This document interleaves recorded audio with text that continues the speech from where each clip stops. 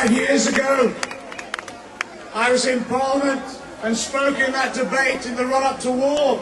It's good that after 5 years people still care to actually do this. The problem is though it's very politically shallow, there's fewer and fewer people actually demonstrating. We have to change that, we have to build something else. The current leadership of Stop the War has failed to build the anti-war movement properly, failed to use the mass movement as a political force for change in the country.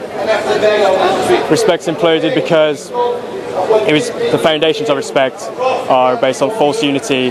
There's no political discussion around what was. It's just opportunism, sheer opportunism to get as many votes as possible through dropping principles, through dropping shibboleths, as if you would like to call them that, through making concession after concession to right-wing forces, Muslim businessmen, the George Galloway faction. Our anti-war movement has been peaceful and lawful.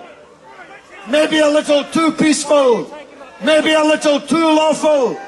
We have to rise to this challenge. I heard that George Galloway was not supposed to be on the platform today. I think it's probably down to the split within Respect and the SWP trying to keep factional control. Unlike the Socialist Work Party, we are free thinking, we're autonomous individuals, able to put forward our own views publicly.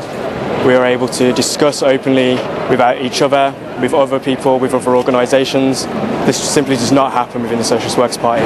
They're not given any freedom to think for themselves, not given any freedom of thought, any freedom of expression in their own organs, in their own paper, online, whether it's even on demonstrations like today, they still have to toe exactly what they're told. Any dissenting voices are quickly expelled.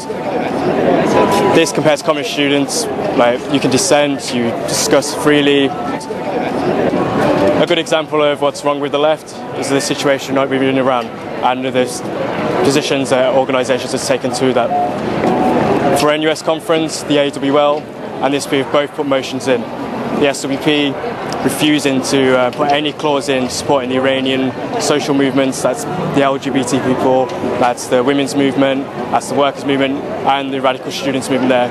For the AWL, it's the other side of the coin.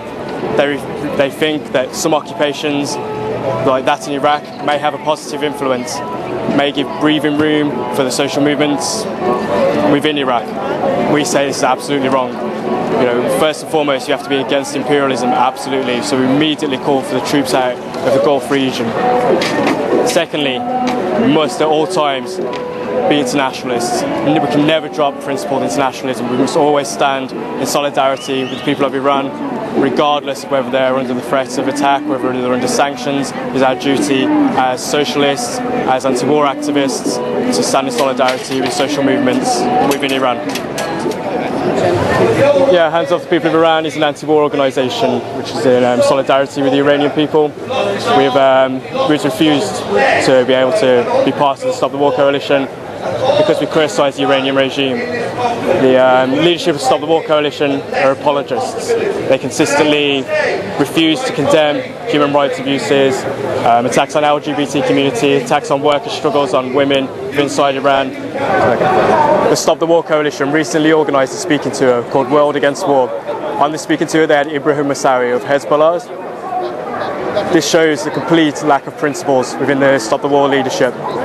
Whilst we should support the people of Lebanon in defending themselves against any attack, what we should not be doing is offering political support, offering platforms to reactionary organisations which are completely against the projects of socialism, completely against the working class, completely against homosexuals, completely against women's rights.